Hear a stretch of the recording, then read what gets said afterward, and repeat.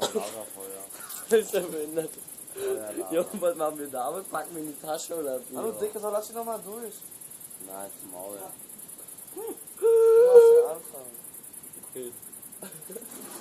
Ja, gerade nichts kann. Aber Leute, hört mal jetzt ganz ehrlich zu, Ja, ja? erzähl mal. Wir singen jetzt das Lagerfeuerlied. Das Lagerfeuerlied. Und das Lied geht noch viel schneller, denn erst dann wird es so wild. Darum singt es doch ganz einfach mit. Bum, bum, bum.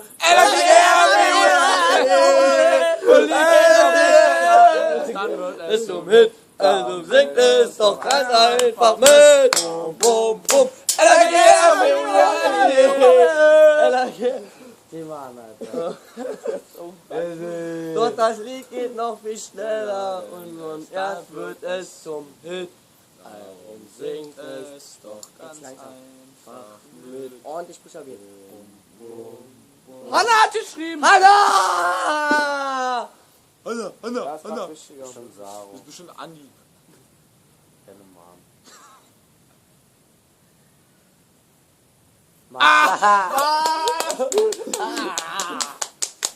Kranke Hühnchen. Kissamback. So, Kissamback. Deutscher Numero Uno. Nimmt auf Jargon, gebt euch keine Blöße. Ihr Sam! Steak! Unsere Nachbarn! Thüringer. Unsere Nachbarn! Es sind sogar 5. Was? 5 Würste und 5 Nachbarn.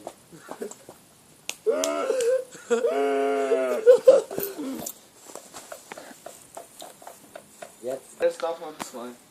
Okay, Jetzt von da einer. den Rest ist der die Max. Wurst. Max, Nee, Max, lass einfach einen Schaschlik machen. Max, nein, Dann kriegen wir auch Max, die Spiegel. Kurz sehen. Max schiebt, Max, Christi, bitte halt mal. Nee, Max. Halt doch mal nach vorne, du Wichser. Ja, du nimmst das jetzt auf.